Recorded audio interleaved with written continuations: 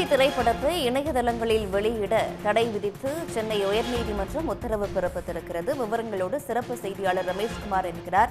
ரமேஷ்குமார், இது தொடர்பாக நீதிமன்றம் தரப்புல என்ன உத்தரவு பிறப்பிக்கப்பட்டிருக்கு?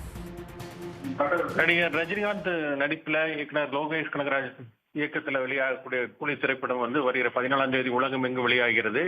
இந்த நிலையில தான் மிக பிரம்மாண்ட முறையில தயாரிக்கப்பட்ட இந்த திரைப்படத்தை இணையதளங்களிலேயோ கேபிள் நெட்வொர்க்குகளிலேயோ வெளியிட தடை விதிக்க வேண்டும் என்று சன் பிக்சர்ஸ் நிறுவனம் சார்பில் சென்னை உயர்நீதிமன்றத்தில் வழக்கு என்பது தொடரப்பட்டிருந்தது.